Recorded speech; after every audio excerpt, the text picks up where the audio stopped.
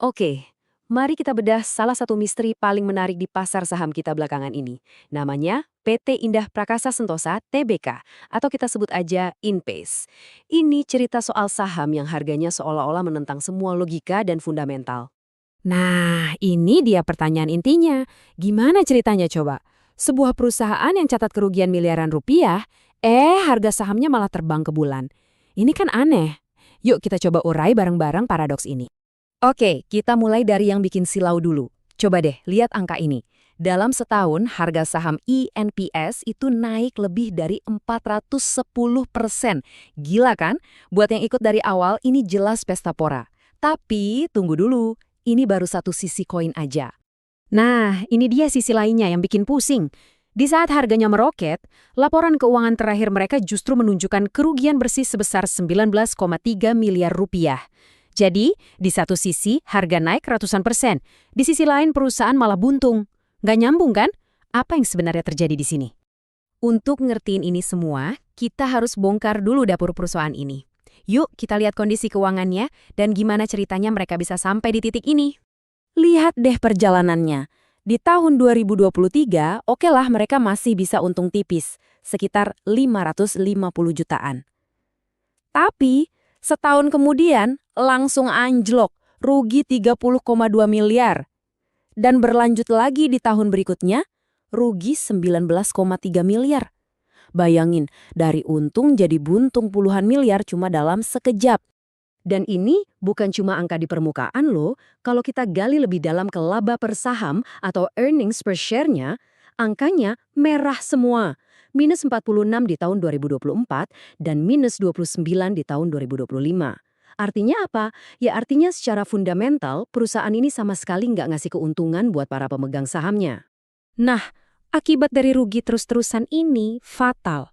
Ekuitas perusahaan jadi minus, tembus 51 miliar rupiah. Sederhananya, ini artinya total utang mereka itu lebih besar dari semua aset yang mereka punya.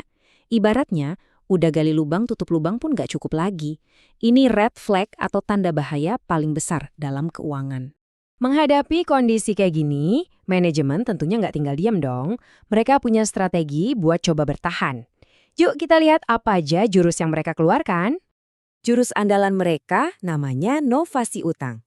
Biar gampang, bayangin kamu punya utang pribadi yang numpuk, terus kamu pindahin tagihannya ke perusahaanmu yang lagi profit. Tujuannya, biar catatan keuangan pribadimu kelihatan kinclong lagi. Kurang lebih manuvernya seperti itu. Jadi tujuannya ada dua. Pertama, bersih-bersih laporan keuangan si induk INPS ini biar kelihatan lebih sehat. Kedua, resiko gagal bayarnya dilempar ke anak perusahaan yang memang punya duit dan aset buat bayar utang tersebut. Cukup cerdik. Selain mindahin utang, mereka juga ngencengin ikat pinggang. Gak ada investasi baru dulu, fokusnya cuma satu, survive. Maksimalkan yang udah ada, potong biaya yang gak perlu, dan jaga cash flow ketat-ketat. Ini jelas mode bertahan hidup, bukan lagi mode ekspansi. Tapi, pas lagi sibuk berbenah, ada masalah baru. INPS dapat surat cinta dari Bursa Efek Indonesia. Mereka masuk ke papan pemantauan khusus. Nah, ini sinyal bahaya yang serius buat para investor. Kenapa bisa masuk daftar ini? Jadi, BEI itu punya 11 kriteria. Kena satu aja udah bisa masuk. Nah, NPS ini borongan, kena beberapa kriteria sekaligus. Ekuitasnya negatif, cek. Sahamnya sering disuspend, cek. Bahkan sampai biaya listing tahunan aja pernah telat bayar. Wah, ini semua lampu merahnya udah nyala terang. Regulator pasar modal kita, BEI, bahkan sampai turun tangan langsung. Mereka secara terbuka bilang kalau lonjakan harga saham INPS ini nggak wajar karena nggak ada dasar fundamentalnya. Makanya perdagangannya bolak-balik dihentikan sementara, istilahnya disuspend, biar didinginkan dulu. Oke, sekarang kita masuk ke faktor lain yang mungkin bikin suasana jadi makin keruh. Ada kemungkinan ini adalah kasus salah identitas.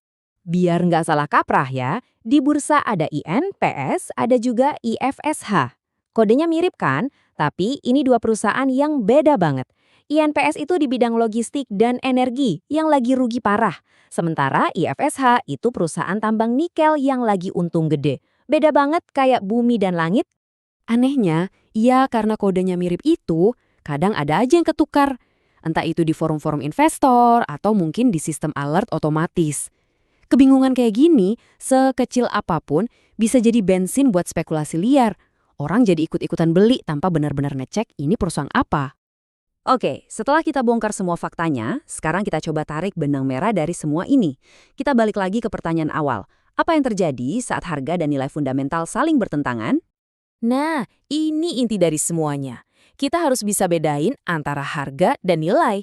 Harga pasar itu yang kita lihat di layar, yang naik turun tiap detik. Itu bisa karena rumor, spekulasi, atau kebisingan pasar. Sementara nilai wajar atau fair value itu dihitung dari kondisi asli perusahaannya. Seberapa sehat dia, untungnya berapa, utangnya gimana. Dan kalau kita coba hitung, kesenjangannya kelihatan jelas banget. Mau pakai valuasi standar kayak price to book value? Nggak bisa kan, ekuitasnya minus. Kalaupun kita pakai model valuasi lain, hasilnya tetap sama. Nilai wajar saham ini seharusnya jauh di bawah harga pasarnya sekarang. Ada potensi penurunan puluhan persen hanya untuk kembali ke level yang lebih masuk akal. Jomplang banget kan? Jadi, pada akhirnya, kasus INPS ini membawa kita semua ke satu pertanyaan mendasar. Kalau harga di pasar bilang, ayo beli, tapi data fundamentalnya teriak awas, cerita mana yang akan jadi pegangan Anda dalam mengambil keputusan? Nah, itu pertanyaan penting buat kita semua sebagai investor.